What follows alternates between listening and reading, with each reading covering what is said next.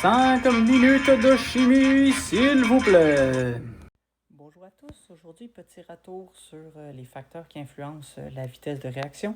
Donc, on va y aller de base, puis après ça, on va voir un peu comment ça affecte les graphiques, ce qui est un peu plus complexe à comprendre. Donc, tout d'abord, parlons de la concentration des réactifs. La concentration des réactifs, c'est simple. On a davantage de particules par unité de volume, il va donc avoir plus de collisions. Élastique comme efficace, mais comme il y aura plus de collisions, ça augmentera la vitesse. Si on parle de la température du système, la température du système, ça va augmenter l'énergie cinétique parce que les particules vont bouger plus vite.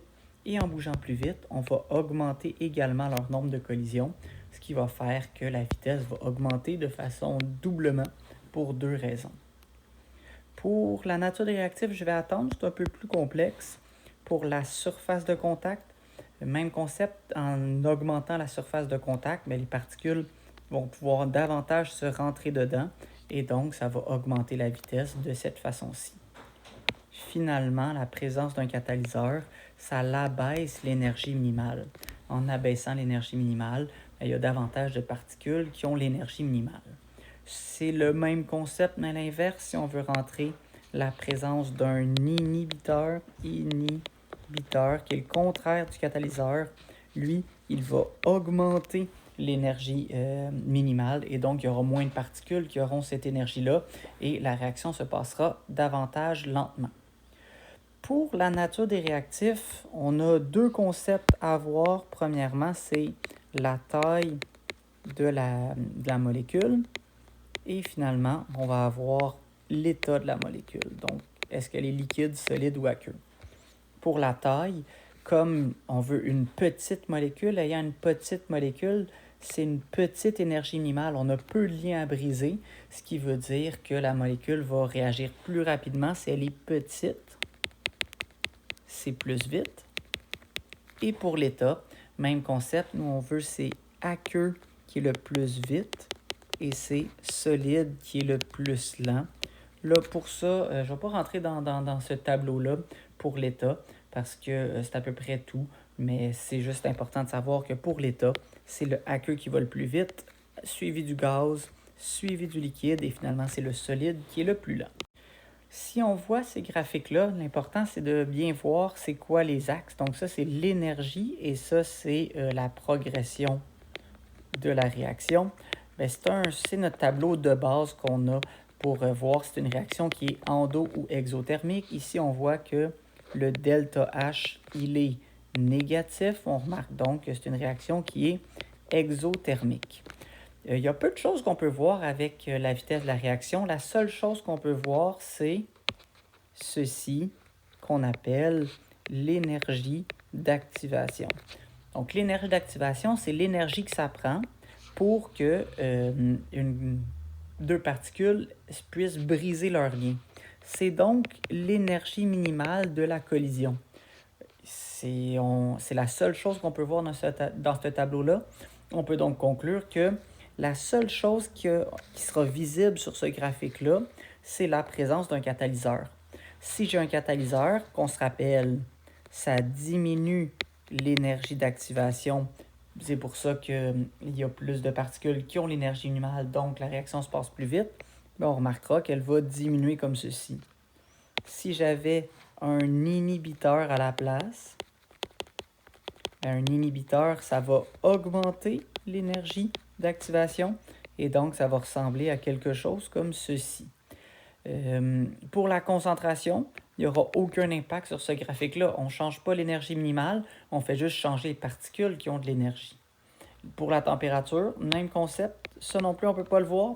Oui, les particules ont plus d'énergie, mais l'énergie minimale, elle, n'est pas changée. Pour la surface de contact, même chose.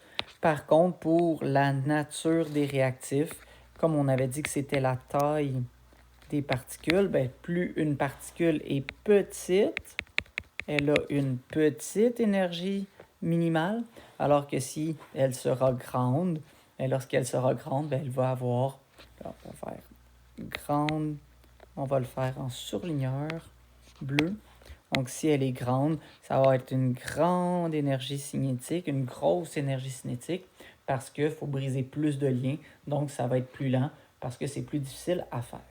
C'est donc davantage dans ce type de graphique-là qu'on peut voir les facteurs. Je vous rappelle un peu comment ça fonctionne, ceci.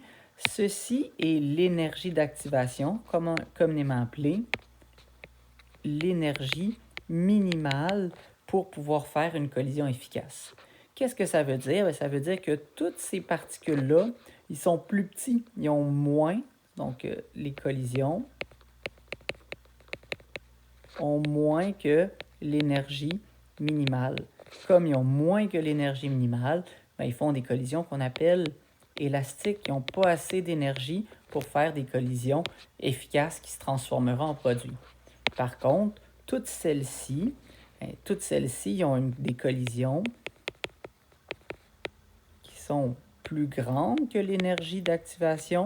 On fera donc des collisions qu'on appelle efficaces. Et ces collisions efficaces-là feront des produits. C'est donc cette quantité-là qui nous intéresse, la quantité qui est supérieure à l'énergie minimale. Plus j'ai beaucoup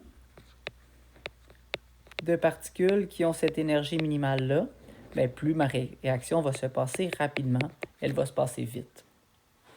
La concentration des réactifs, qu'est-ce que ça fait la concentration des réactifs? Ça fait qu'il y a plus de particules, on augmente notre nombre de molécules.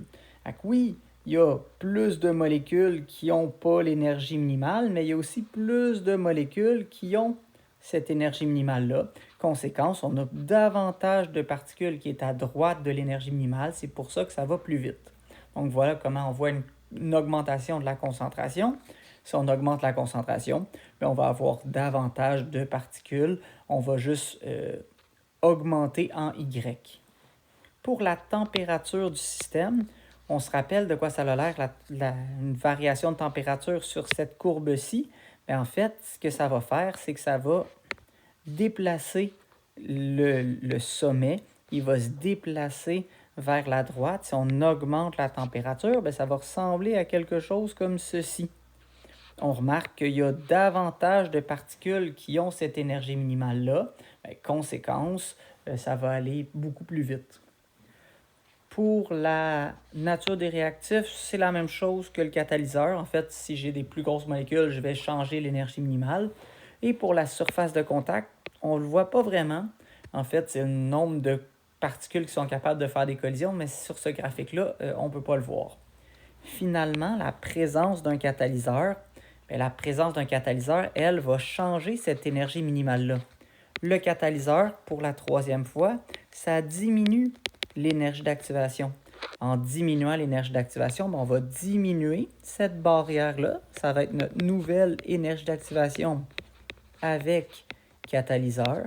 Et bien celle-là, ça va faire qu'il y a toutes ces particules-là maintenant qui peuvent réagir, donc ça va accélérer la vitesse. Si je voulais le faire avec un inhibiteur, ben, l'inhibiteur, lui, va augmenter l'énergie minimale. On va donc tasser l'énergie minimale avec inhibiteur. Et donc, c'est de cette façon-là qu'on voit qu'il y a moins de particules qui ont l'énergie minimale. C'est pour ça que la réaction va se passer beaucoup plus lentement.